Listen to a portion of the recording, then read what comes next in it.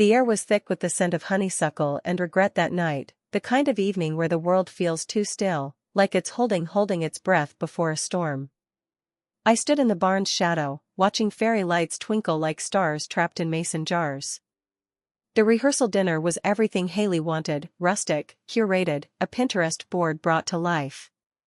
My granddaughter moved through the crowd, her laughter bright, her white dress catching the light just so. I was proud, I swear I was, but something in me ached, a bruise I'd carried since I was a girl, pressed too hard. I'd learned early that love could cut as deep as it held, that the people you'd die for might not even notice you bleeding. I thought I'd buried that lesson, but here it was, rising like a ghost.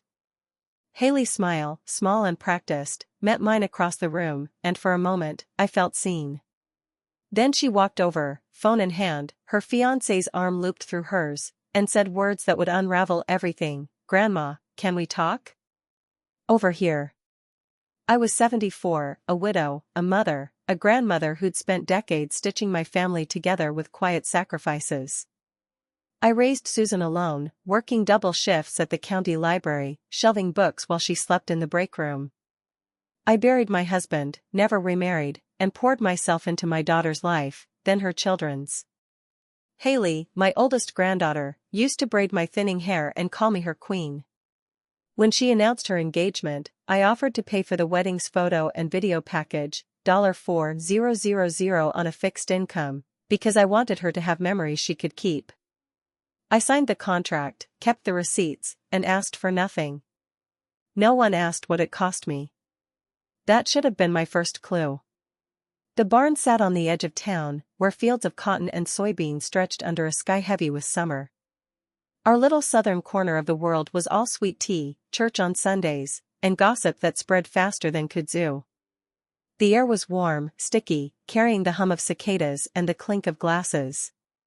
Inside, wooden beams gleamed under soft light, and tables were draped in burlap runners, wildflowers spilling from jars. It was beautiful, artificial in its perfection, like a movie set. I stood near the wall, my pale blue dress modest, my pearl earrings a gift from my late husband. I watched Haley glide, her joy a performance I didn't yet understand. "Grandma," she said, her voice soft but deliberate, pulling me to a row of folding chairs.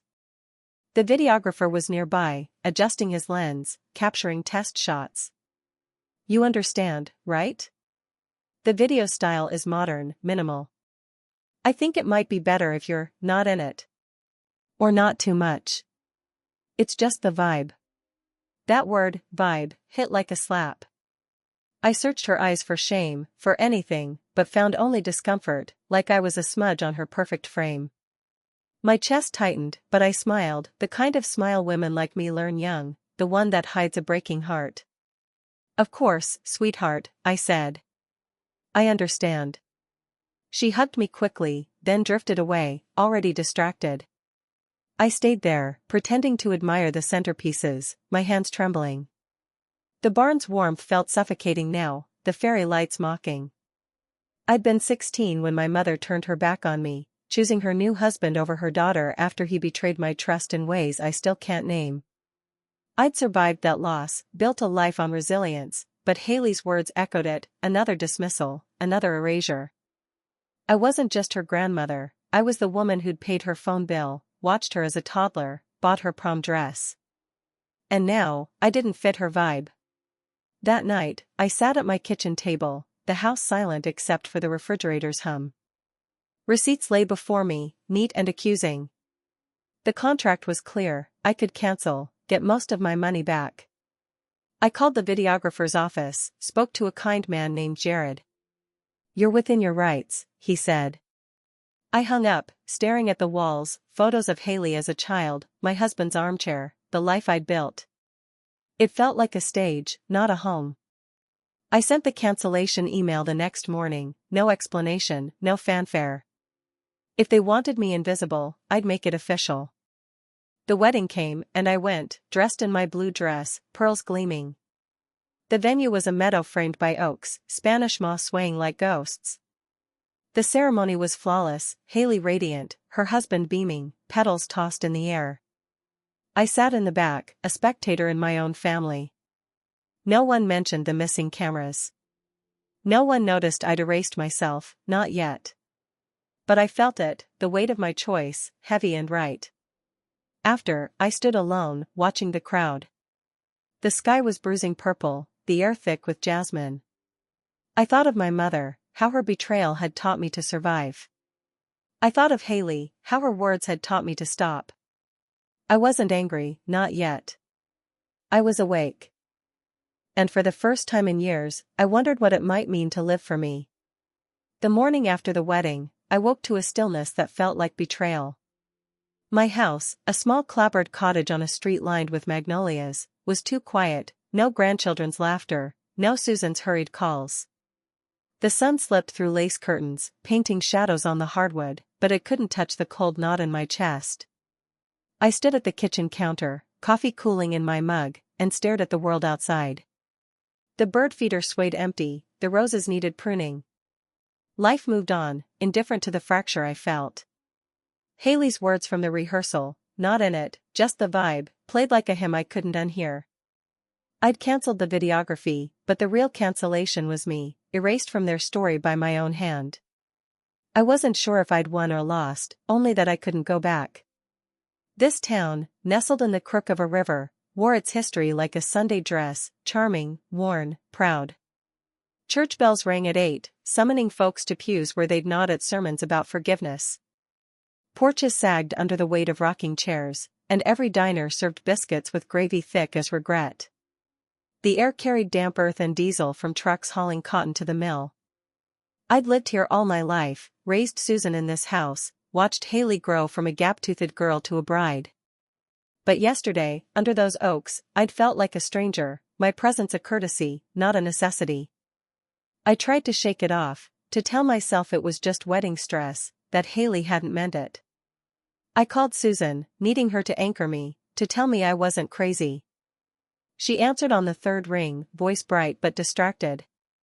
"Hey, Mom, everything okay?" I hesitated, then said, "Can we talk about yesterday?" "About what Haley said at the rehearsal?" A pause, then, "About what, exactly?" I swallowed. She asked me to stay out of the video because I didn't fit the vibe. Another pause, longer, then a sigh. "Oh, Mom, don't make this a thing. It's just the aesthetic she's going for. You know how kids are today." She didn't mean it as an insult. Her words landed like stones. I sat on the edge of my armchair, the one my husband used to read in, and said, "You didn't defend me." Susan laughed, a sharp, dismissive sound. "It's her wedding, Mom. Let's not turn it into your moment." I thanked her, hung up, and stared at my reflection in the toaster's chrome. My gray hair was neat, my face lined but kind. How had I become this, a woman who didn't belong in her granddaughter's story? I'd raised Susan alone, paid her rent after her divorce, watched her kids so she could work. I'd been their spine, their shadow, and now I was nothing. The hurt wasn't just Haley's words, it was Susan's silence, her ease in letting me fade. I thought of my own mother, how she'd chosen her husband over me when I was 16, after his hands had taken what wasn't his. I'd survived that, learned to build walls with faith and grit, but this was different. This wasn't a single betrayal, it was a lifetime of being optional. I moved through the day like a ghost, folded laundry, paid the water bill, refilled my pill organizer. Routine held me together, but it couldn't quiet the truth. I'd let them believe I'd always be there, quiet, giving, expecting nothing. That evening, I pulled out the videography contract again, reading it like a Bible verse, searching for absolution. Every line was clear, I'd had the right to cancel. I called Jared, the videographer, again.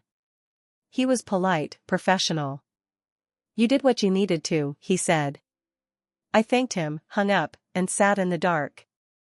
The house smelled of lemon polish and old wood, a scent that used to comfort me. Now it felt like a museum of my sacrifices, photos of Haley's school plays, Susan's graduation, the grandkids' birthdays. I'd built this life, but it wasn't mine. The next day, the phone rang at 9 a.m. It was Haley, her voice sharp, no pretense of warmth. "Grandma, what did you do?" My chest tightened. Good morning to you too, sweetheart. Don't play dumb. Where were the cameras yesterday? Why isn't there a single professional photo? I took a breath. I canceled the contract, Haley. I paid for it. I had the right. Her voice cracked. You what? Why would you do that? I said, you told me not to be in the video. You said I didn't match the vibe. I figured I shouldn't ruin it for anyone. Silence, thick and burning. Then, you ruined everything. This was the most important day of my life. She whispered, you're so selfish, and hung up. I stared at the phone, her words echoing my mother's from decades ago, you're too much trouble. I didn't cry, though I wanted to. Instead, I walked to the window, watching the street where kids rode bikes and neighbors waved. The world hadn't stopped, but I had. Susan called that afternoon, her tone colder than the river in winter. What the hell were you thinking, Mom? I said, I didn't want to spend thousands to be excluded. She scoffed. You did this to punish her. Admit it. I swallowed. I did it to respect her wishes. She didn't want me seen, so I made sure I wouldn't be. Susan's voice was venom. You're unbelievable. All these years we've taken care of you. I cut her off. Taken care of me? Susan, I paid your rent, watched your kids, bought braces, uniforms, plane tickets. I carried you all. Don't pretend you carried me. She hung up, stunned into silence. By evening, Haley had blocked me on Instagram. Susan stopped texting. Even my younger grandchildren, Dylan and Olivia, ignored my Sunday messages. I was radioactive, a problem to be avoided. I sat in my kitchen, the air heavy with the scent of coffee and betrayal, and realized I'd been wrong. I hadn't canceled a contract, I'd canceled myself. But in that act, I'd also begun to see, I wasn't just their grandmother. I was Margaret Whitmore, a woman who'd survived worse than this, who'd carried a family on her back, who'd earned the right to be seen. The question was, what would I do with that truth now? The days after the wedding were a quiet I hadn't known since I was a girl, hiding in my room while my mother's new husband roared downstairs. Back then, silence was safety, a shield against the world's sharp edges. Now, at 74, it was something else, proof I'd been erased, not just from Haley's video but from the family I'd stitched together with my own hands. My phone stayed silent, no texts from Susan, no calls from Haley, not even a word from Dylan or Olivia, who used to humor my Sunday messages with emojis or one-word replies. The house smelled of dust and lavender, the air heavy with absence. Outside, the town carried on, pickup trucks rumbled down Main Street, church marquees promised salvation, and the river glinted like a secret under the noon sun. But inside, I was untethered, a ghost in my own life. This place was a tapestry of memory, woven from humid summers and potluck suppers, where everyone knew your name and your business. The streets were lined with dogwoods, their blossoms long gone by July, leaving green canopies over cracked sidewalks. The diner on the corner served peach cobbler that stuck to your ribs, and the library, where I'd worked for decades, still hummed with the rustle of pages and the clack of keyboards. I'd raised Susan here, taught her to ride a bike on these streets, watched Haley take her first steps in my backyard. But now, standing at my sink, washing a single plate, I wondered if I'd ever truly belonged to them, or if I'd just been a prop in their story, useful until I wasn't. I tried to keep busy, to outrun the ache. I swept the porch, trimmed the roses, refilled the bird feeder with sunflower seeds. But every task felt hollow, like I was performing for an audience that had already left. Haley's words, "You're so selfish," burned, not because they were true, but because they weren't. I'd given everything, money, time, love.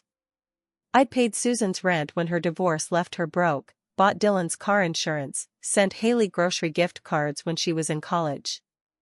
I'd been their safety net, their silent partner. And yet, I was the selfish one for refusing to fade into their backdrop. By midweek, the silence broke, but not with apologies. A cousin posted on Facebook, asking why Haley hadn't shared wedding photos. A comment under Susan's profile read, "Can't wait for the video." I saw it before she deleted it, her silence louder than any reply. Then Susan called, her voice like a blade. "You need to fix this, Mom. Call the company. Rebook." I said, "The wedding's over." She pushed. "Then do something, a photo shoot, a recreation, anything." I held firm. "It's not my responsibility anymore." She hung up without a goodbye, and I felt the weight of her anger, heavy as the July heat. 2 days later, Haley showed up at my door, unannounced. Her eyes were red, her voice raw. "Why would you do this to me?" she asked, standing on the porch where she used to play as a child. "Why would you take this away?" I invited her in, but she shook her head, arms crossed. "You could have told me." I met her gaze. "Would you have listened?" She faltered, her mouth opening, then closing. "I did everything for this family," I said, my voice steady. "But I won't pay to be erased." She snapped, "You weren't erased." I stepped closer. "You asked me not to appear." "That's the same thing." Tears spilled down her cheeks, but they were frustration, not remorse. "I needed this to be perfect," she whispered. "And I needed to stop pretending I didn't matter," I said. She turned and left, her footsteps fading into the hum of cicadas. That night, an email from the photographer, a separate hire Haley must have made, asked if I'd cancelled the package. I replied, "Yes. I paid for it. I cancelled it." The next day, Haley posted a blurry guest photo on Instagram, captioned, "Even when things don't go as planned, love wins." Comments poured in, "Did your photographer mess up? Where's the video?" She didn't respond, and neither did I. But I noticed something, no one asked why I'd cancelled. They wanted a villain, not the truth. So I gave them one. I made tea, opened a book I hadn't read in years, essays by women who'd found their voices late in life. One line stuck, "You can love people who never deserved your silence." I read it again, let it sink in. Then I made a list, not of grudges, but of payments: Susan's rent, Haley's phone bill, Dylan's insurance, Olivia's books. Thousands, over years, not because they asked, but because I thought it was love. I saw it now, the weight I'd carried, the hole I'd tried to fill. I didn't cry. I closed the notebook and looked out at the yard, where fireflies blinked in the dusk. The air smelled of rain, the kind that washes everything clean. The next Sunday, I didn't send my usual texts to the grandkids. For years, I'd messaged them, quotes, memories, photos of my baking. Not one had ever texted first. I set the phone down, face down, and felt a strange relief. By Tuesday, I was cut off entirely. Haley's block held, Susan was silent, Dylan and Olivia didn't answer.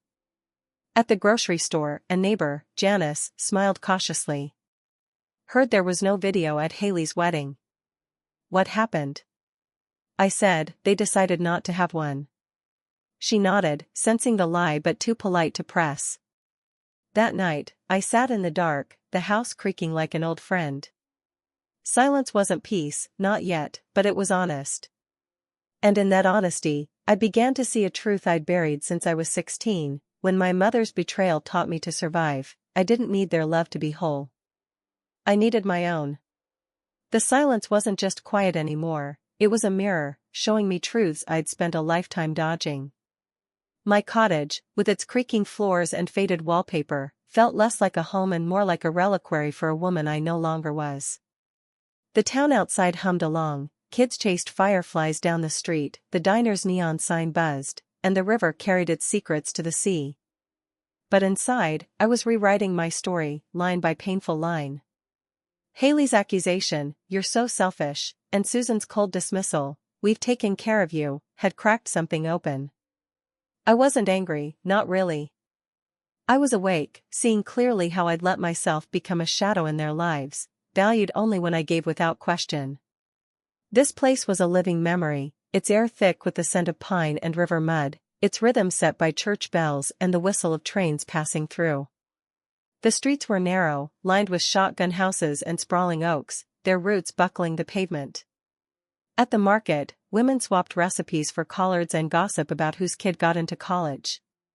I'd been part of this tapestry, a librarian who knew every patron's favorite genre, a mother who'd baked for every school fundraiser.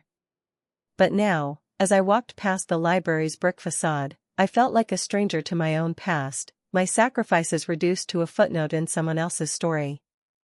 The fallout came fast. Susan's calls turned from demands to accusations. "You're punishing us all," she texted, as if my boundaries were a tantrum. Haley's Instagram stayed quiet, her silence louder than any post. Dylan and Olivia didn't reach out, their absence a confirmation of what I'd begun to suspect. I was only real to them when I was useful. I didn't cry, though the urge came in waves. Instead, I sat at my kitchen table, the air smelling of coffee and wax polish, and opened my banking app. There they were, the automatic transfers I'd set up years ago, $650 for Susan's rent, $85 for Haley's phone, $200 for Dylan's car insurance. I'd called it love, but it was survival, a way to buy my place in a family that never offered one freely. I canceled them, one by one, my finger steady on the screen. Not out of spite, but clarity. I closed the shared phone plan, ended the monthly deposits for birthdays and holidays.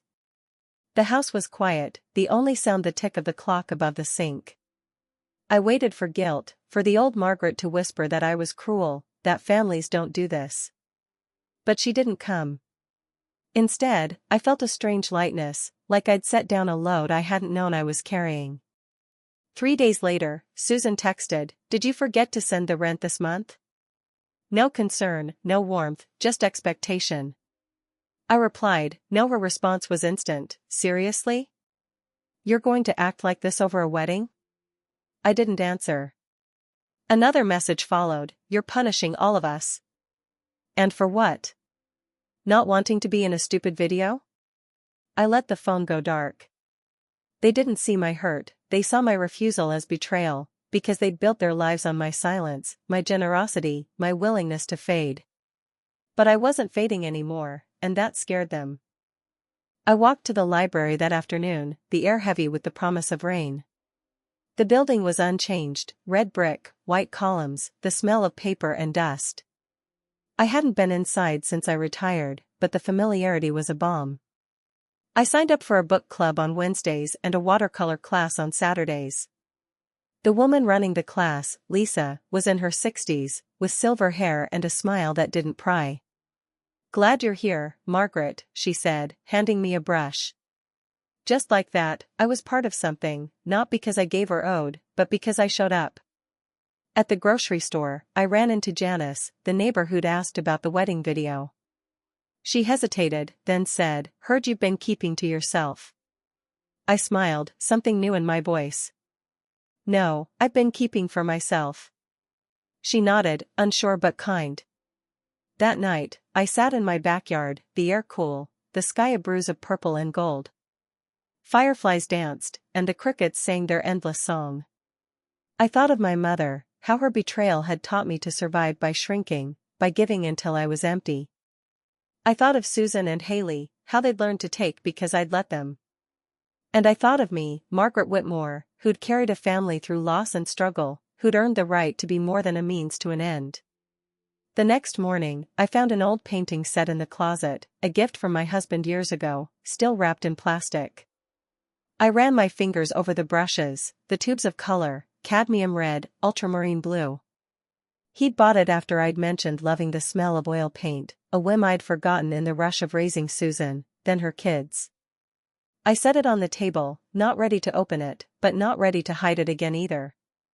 The house smelled of earth and memory, the air soft with possibility. I didn't know what came next, only that I was done being invisible. And for the first time in decades, that felt like enough. The world didn't stop when I stopped giving, but it shifted, like a river finding a new path after a storm. My cottage felt less like a tomb now, its walls holding stories I was only beginning to claim as mine. Outside, the town pulsed with its familiar rhythm, church bells chiming, the diner's coffee brewing, the river murmuring secrets only the willows understood. But I was different, a woman waking from a long sleep, seeing the shape of my life with new eyes. Canceling the payments, Susan's rent, Haley's phone, Dylan's insurance, hadn't been revenge. It was a declaration. I was no longer the family's silent engine, running until I broke. The silence that followed wasn't punishment, it was space, and in that space, I began to breathe. This town was a patchwork of memory, its streets paved with stories of revival meetings and high school football games, its air thick with the scent of jasmine and fried catfish from the Friday fish fry. Porches sagged under wicker chairs, and every yard had a magnolia or a cross staked in the dirt, proclaiming faith or warning. I'd lived here 74 years, shelved books for 40 of them, raised a daughter, buried a husband, and loved grandchildren who now treated me like a stranger. Walking past the library, its windows glowing gold in the dusk, I felt the pull of who I'd been, a woman who gave until she was hollow, who thought love meant never saying no. Susan's demand came a week after I'd cancelled the payments, not as a call but a text, cold as the river in January, we need to talk. Tomorrow. Mason's Diner. Noon. No question, no warmth, just an order. I stared at the message, my thumb hovering over the screen. The old Margaret would have apologized, smoothed things over, sent the rent to avoid a fight. But I wasn't her anymore. I typed, okay, not for her, but for me. I needed to see if she'd face me, if she'd see the woman I was becoming, not the one she'd relied on to stay small. Mason's Diner smelled of grease and nostalgia, its red vinyl booths worn smooth by decades of gossip and coffee. The jukebox played Patsy Cline, and ceiling fans stirred the humid air. I arrived early, wearing a linen dress and my husband's pearl earrings, my hair pinned neatly. Susan showed up 10 minutes late, sunglasses on, no smile. She slid into the booth, arms crossed. "So this is how you want it now," she said, voice low. "This distance, cutting us off?" I sipped my tea, steady. "I didn't cut anyone off, Susan. I stopped carrying everyone's weight." She huffed. "This is ridiculous. All this over a video?" I leaned forward, my voice calm but firm. "This isn't about a video. It's about a lifetime of being your backup plan, your wallet, your babysitter. Invisible unless I'm useful." Her eyes narrowed, but I kept going. "You know what hurts most? Not Haley's words. It's that you didn't blink when she said them. You let me be erased." Susan rolled her eyes, a gesture that cut deeper than words. She was stressed, Mom. It was her big day. I nodded, the ache familiar, like a bruise pressed too long. And I was invisible again. She leaned back, defensive. "Maybe you need space. Maybe it's better if you stay away until you're ready to move past this." The words landed like a verdict, but they didn't break me. I saw her clearly now, not my daughter, but a woman who'd learned to take because I'd taught her to expect it. I stood, pulled a 20 from my purse, and laid it on the table. "For your lunch," I said, and walked out, my steps steady, the diner's chatter fading behind me. She didn't call after me. I didn't look back. That night, I cleaned out a closet I hadn't touched in years, finding the painting set my husband gave me decades ago. The brushes were pristine, the paints unopened. I set it on the kitchen table, the air smelling of dust and possibility. I didn't paint, not yet, but I left it there, a promise to the woman I was becoming. The next morning, I walked to the library, the air heavy with the scent of rain-soaked earth. Lisa, from the watercolor class, greeted me with a nod. "You're getting good," she said, pointing to my canvas, a half-finished landscape of the river. I smiled, feeling a warmth I hadn't known I'd missed. At the bank, closing an old account, the teller glanced up. "Whitmore? Related to Haley Whitmore? Her wedding was recent, right?" I nodded. "My granddaughter."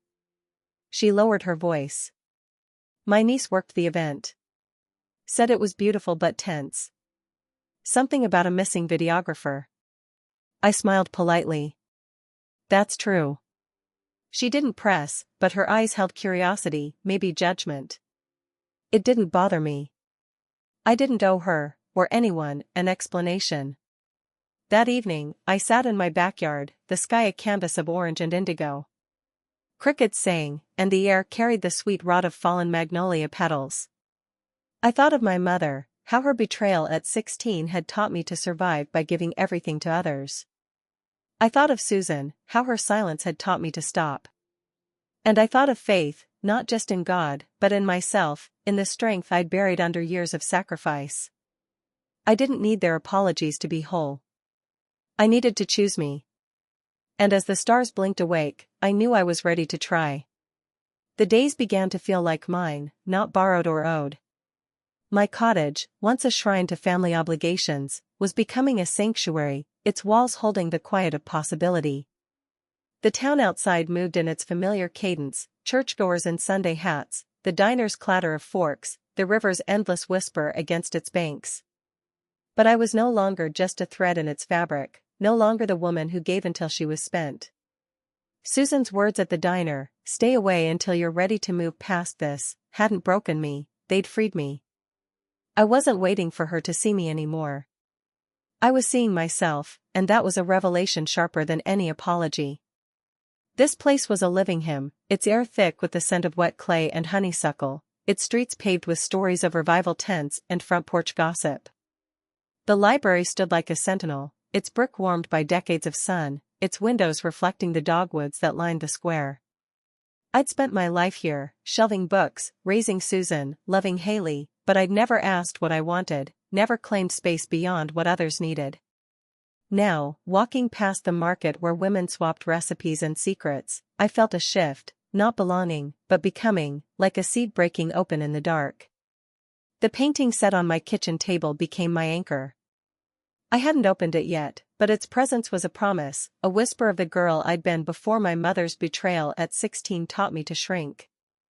I'd loved art then, loved the smell of paint, the way colors could say what words couldn't. My husband had seen that spark, bought the set on a whim, but I'd buried it under the weight of motherhood, then grandmotherhood. Now, at 74, I was ready to unearth it. I joined the library's watercolor class, my hands clumsy but willing. Lisa, the instructor, watched me struggle with a smile. "It's not about perfection," she said. "It's about showing up." I nodded, my brush trembling over the canvas, painting the river as I saw it, wild, unapologetic. The family's silence grew heavier, but I didn't flinch. Susan didn't call after the diner, and Haley's Instagram was a curated void, no mention of me or the wedding. Dylan texted once, a curt, "Insurance didn't go through. Can you fix it?" I didn't reply. Olivia sent nothing, her absence a quiet wound. At the grocery store, Mrs. Peters, Susan's old teacher, gave me a wary smile. "Heard you've been keeping to yourself," she said. I met her gaze. "No, I've been keeping for myself." She blinked, then nodded, like she understood something I was only beginning to name. One morning, I saw Haley at the coffee shop, sitting by the window with friends. She didn't see me, or maybe she chose not to. They laughed, scrolled through phones, posed for a photo. Haley's smile bright, practiced. I watched, not with envy but detachment, seeing her for what she was, a performer, crafting a life for likes, not love. I didn't fit her frame, not because I was old or plain, but because I was real, a reminder of the messy, unfiltered truth she didn't want to face. I walked home, the air sharp with the scent of coming rain, and felt a strange peace. I wasn't hers to erase anymore. That afternoon, I opened the painting set, the plastic crinkling under my fingers. The brushes were soft, the paints vibrant, colors I'd forgotten could exist. I set up a canvas in the living room, the light slanting through the window, and began to paint. Not the river this time, but a memory, a dining table under dim light, one chair empty at the end. My hand moved without plan, the strokes raw, honest. When I stepped back, I saw it, my story, my absence, my presence, all in one frame. I didn't cry, but I felt something settle, like a stone finding its place in the riverbed. Lisa saw the painting at the next class and paused, her eyes tracing the empty chair. "This has soul," she said. "Ever think about a gallery night?" The Arts Center lets seniors show their work once a season. I blinked, stunned. You think people would want to see it? She smiled. I think they need to. That night, I filled out the gallery form, my hands steady, the air smelling of paint and courage. I wasn't painting for them, for Susan, Haley, or the town. I was painting for me, for the woman who'd survived betrayal at 16, who'd carried a family through decades, who was finally claiming her own space. The next day, I walked to the library, the sky a bruise of gray and gold. The book club was reading a novel about a woman who rebuilt her life after loss, and I found myself speaking up, my voice stronger than I expected. She didn't just survive, I said. She chose herself. The others nodded, and for the first time I felt seen, not as a mother or grandmother, but as Margaret, a woman with stories worth telling. As I left, Lisa caught me at the door. You're different, she said, not a question. I smiled. I'm starting to be. That evening, I sat in my backyard, the air cool, the crickets a soft chorus. I thought of faith, not just the kind preached in church, but the kind that grows in the quiet, the belief that I was enough, scars and all. I thought of my mother, how her betrayal had taught me to give until I was empty. I thought of Haley, how her rejection had taught me to stop. And I thought of the canvas, the empty chair, the woman who'd painted it. I was beginning to understand, healing wasn't about forgetting the hurt. It was about building something new, something mine, in the space where the hurt used to live. The air carried a new weight now, not heavy but full, like the moment before a hymn begins. My cottage was no longer just a house, it was a canvas, its walls bearing witness to the woman I was becoming. The town outside hummed its familiar tune, church bells calling, the diner's grease sizzling, the river carving its quiet path through the earth. But I was no longer tethered to its expectations, no longer the Margaret who gave until she was a ghost. Painting had cracked open something inside me, a voice I'd silenced since I was 16, when my mother's betrayal taught me to shrink. Now, at 74, I was speaking, not with words but with color, with choice, with the simple act of existing for myself. This place was a mosaic of memory, its streets dappled with the shade of live oaks, its air thick with the scent of river mud and fried okra from the market. The library stood like an old friend, its brick warm under the October sun, its shelves holding stories I'd once lived to share. I'd been the librarian who knew every child's name, the mother who baked for every fundraiser, the grandmother who paid for braces and phone bills. But now, as I walked past the diner where Susan had dismissed me, I felt a quiet power, not in being needed, but in being whole. The family silence stretched on, a wall I no longer tried to climb.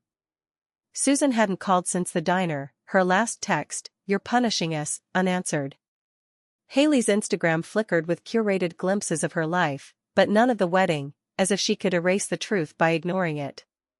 Dylan and Olivia stayed quiet, their absence a confirmation of what I'd begun to see. I'd been their safety net, not their family. But the hurt was softer now, less a wound and more a scar, proof I'd survived. I didn't check my phone for apologies anymore.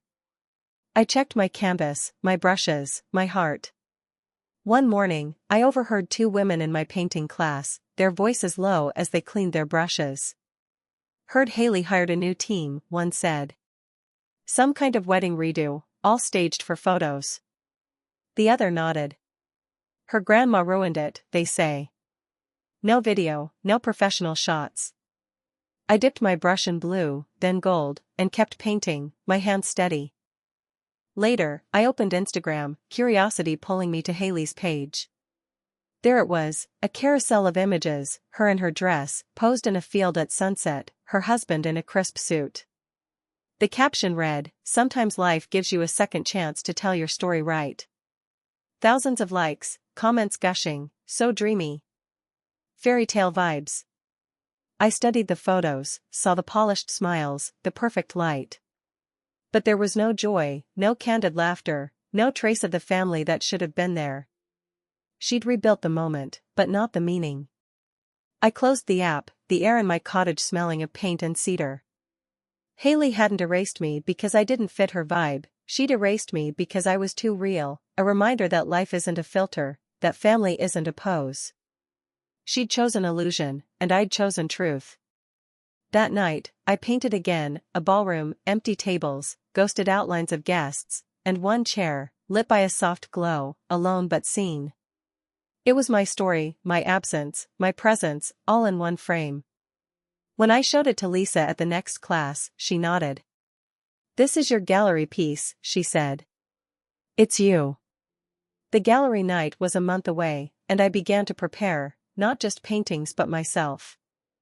I joined the library's book club more often, spoke up about characters who fought for their worth. She didn't just survive, I said of one heroine, she claimed her life. The others listened, their eyes warm, and I realized I wasn't just Margaret the grandmother anymore. I was Margaret, the woman with stories to tell, with colors to share. Lisa noticed it too. "You're carrying yourself differently," she said after class, her smile kind. "Like you're home in your own skin." I nodded. "I'm getting there." One afternoon, I ran into Susan's old high school teacher, Mrs. Peters, at the market. She hesitated, then said, "Heard about the wedding. Tough situation." I smiled, calm.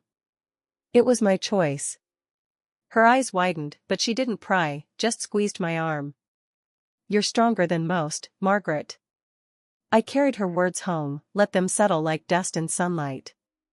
That evening, I sat in my backyard, the air cool, the sky a tapestry of indigo and stars. Crickets sang, and the scent of damp earth rose from the garden. I thought of faith, not just the kind I'd learned in church, but the kind that grows when you choose yourself, when you trust the woman you've always been. I opened my notebook, the one once filled with grocery lists and gift ideas for the kids. On a new page, I wrote, "Things I want that no one can give me. Peace in the morning.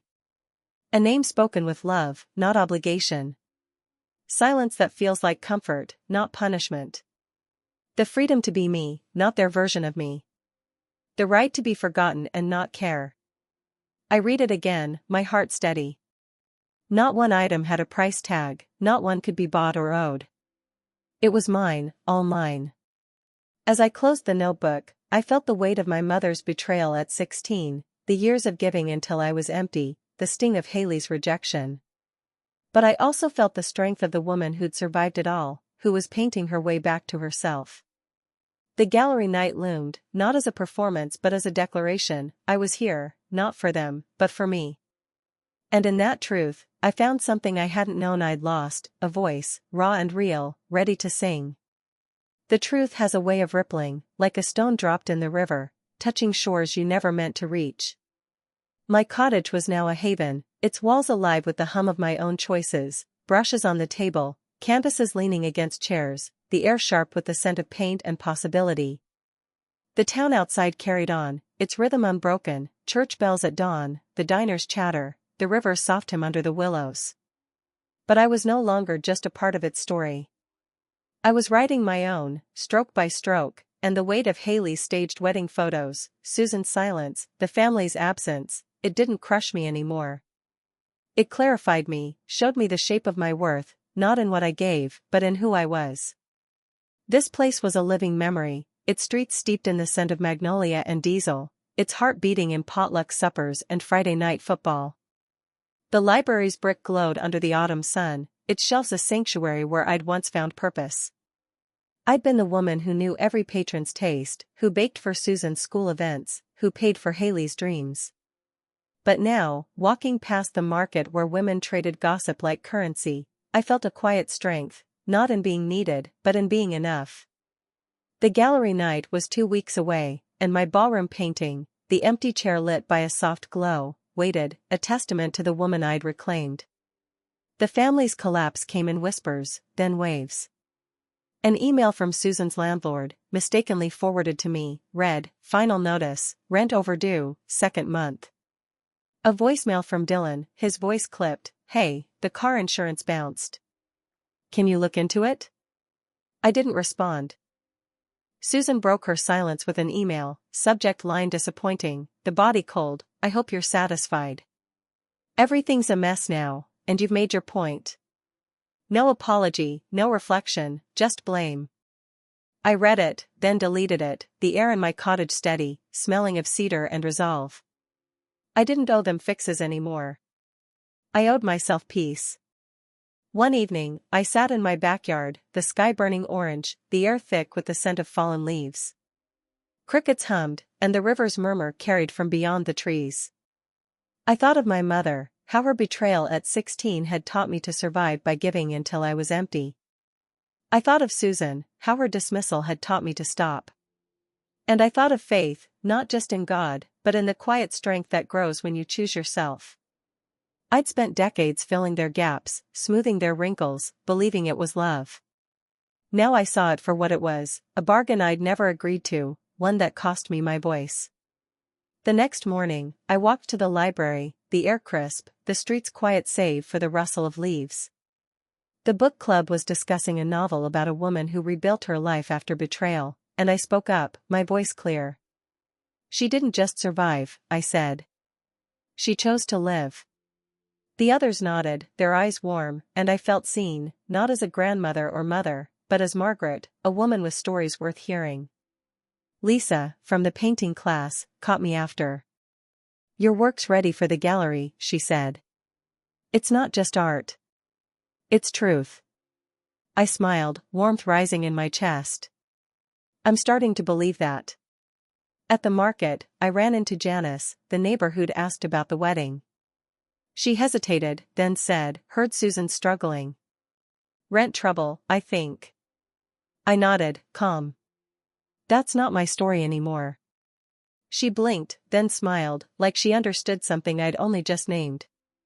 That afternoon, I painted a new piece, a field under a bruised sky, one figure standing alone, not lonely but whole. My hands moved with purpose, the colors bold, unapologetic. When I stepped back, I saw myself in the figure, not erased but present, not waiting but living. The silence from the family wasn't just absence now, it was proof of how much they'd relied on my silence, my generosity, my willingness to fade. They didn't call to ask how I was, only to demand what I'd stopped giving. But I didn't flinch. I went to the library, painted, read, lived. One day, Olivia texted, her message different, Grandma, I miss you. I don't know what's going on, but I hope you're okay. Can I visit sometime? I read it, my heart stirring, but I didn't reply, not yet. I needed to know she saw me, not as a soft place to land, but as a woman who'd earned her boundaries. That evening, I sat at my kitchen table, the painting set open, the air smelling of turpentine and memory. I thought of the gallery, of the ballroom piece, of the empty chair that wasn't empty anymore, it was mine, claimed, seen. I thought of faith, not just in the church I'd attended for decades, but in the quiet miracles of choosing myself, of building a life from the ashes of what I'd lost.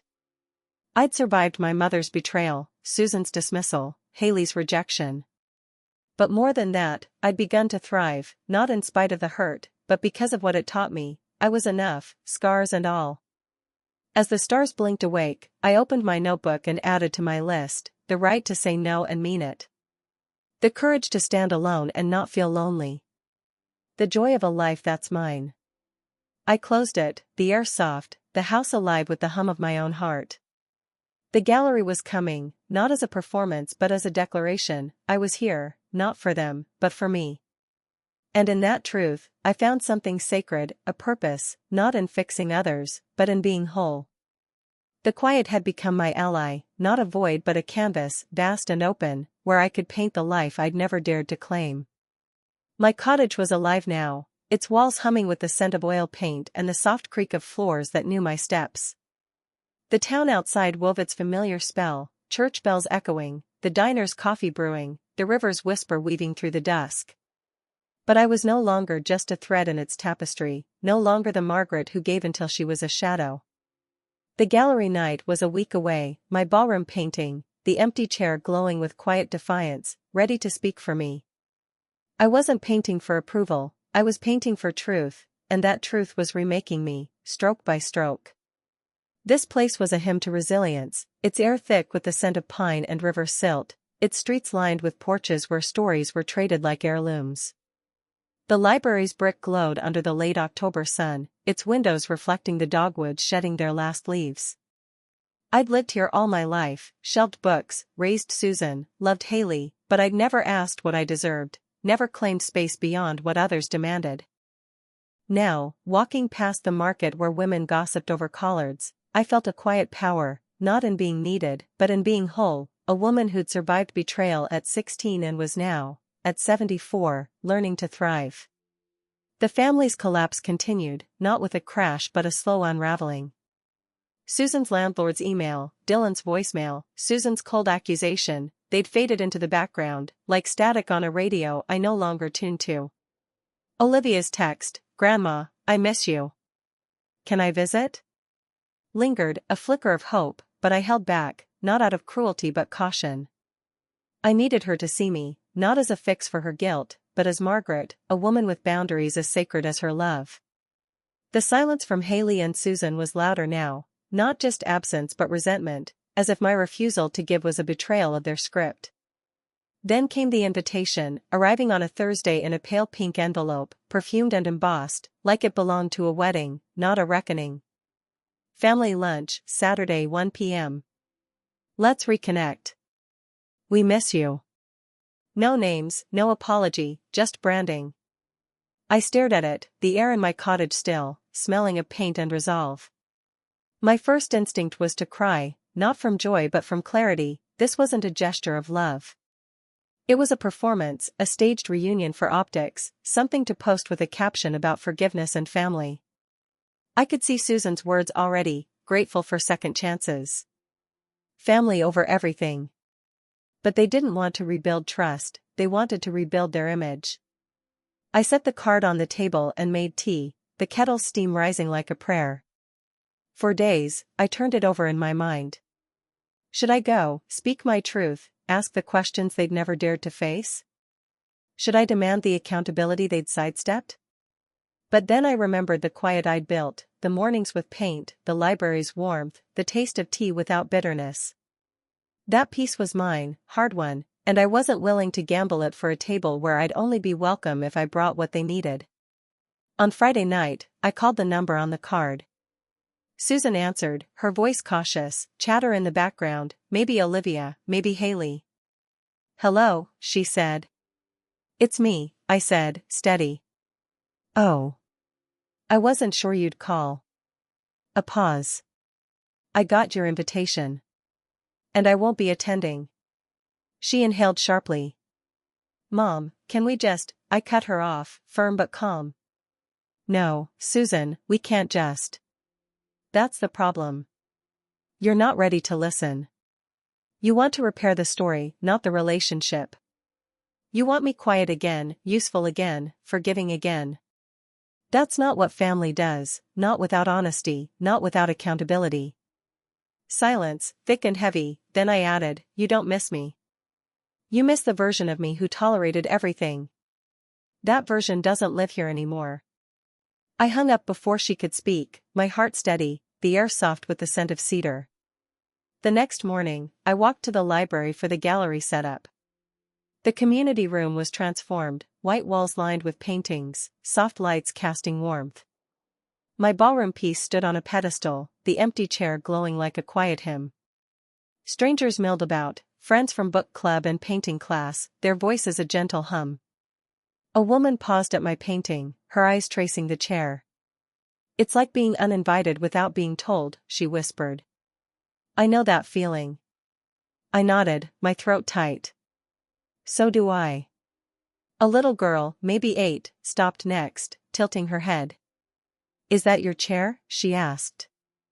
I smiled, warmth flooding me. It was. But now I have a whole room. As the evening wound down, I stood by my painting, the air smelling of coffee and possibility. I thought of my mother, how her betrayal had taught me to survive by shrinking. I thought of Susan, how her dismissal had taught me to stand. And I thought of faith, not just in God, but in the miracle of choosing myself, of building a life from the scars of what I'd lost. The gallery wasn't a victory over them, it was a victory for me, a declaration that I was here, not for their applause, but for my own truth. And in that moment, I knew, I wasn't just surviving anymore. I was living, whole and unafraid. The gallery night left a glow in me, not loud or fleeting, but steady, like a candle that wouldn't flicker. My cottage was no longer just a shelter, it was a home, its walls alive with the hum of my paintings, the scent of paint and cedar weaving through the air. The town outside sang its familiar song, church bells at dawn, the diners clatter, the river's quiet hymn under the stars. But I was no longer bound by its expectations, no longer the Margaret who lived for others. I declined Susan's invitation, not out of anger but clarity, choosing the peace I'd built over a performance of family that demanded my silence. The ballroom painting, its empty chair glowing with quiet strength, had spoken for me, and in its light, I'd found something sacred, myself.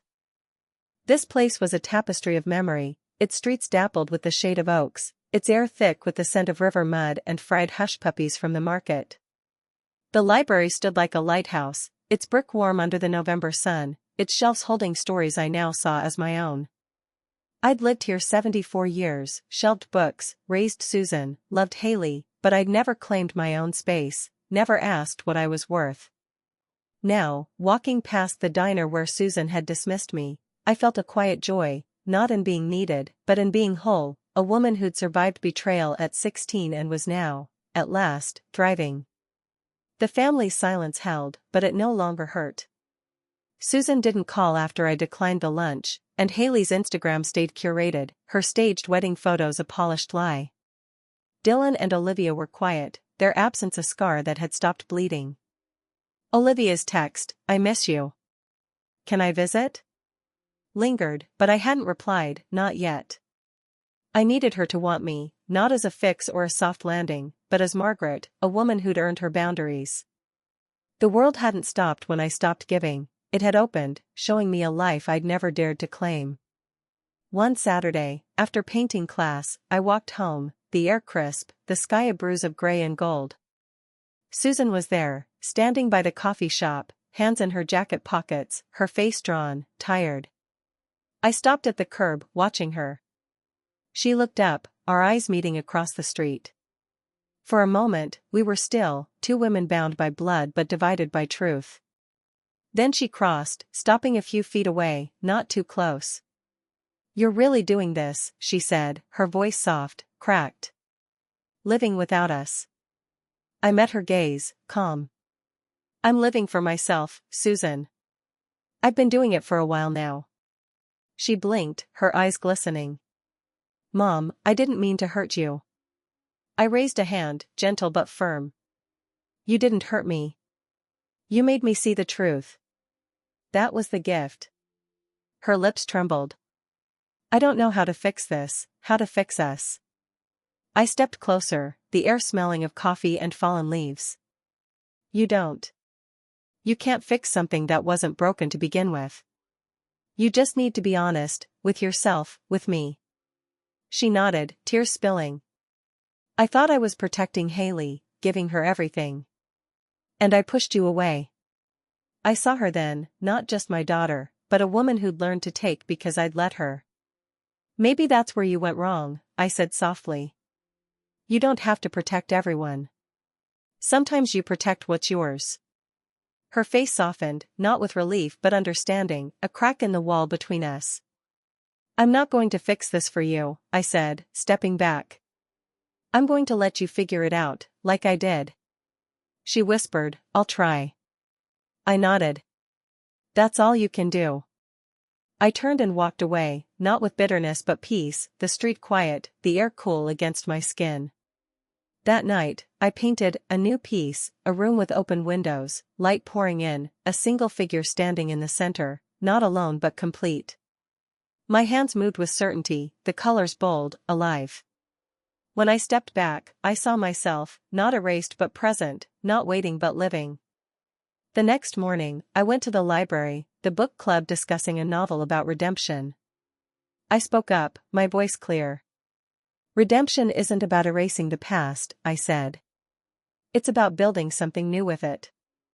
The others nodded, and I felt seen, not as a grandmother or mother, but as Margaret, a woman whose story mattered.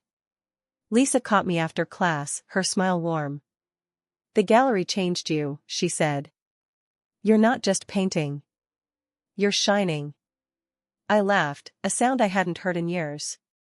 I'm just starting to be me.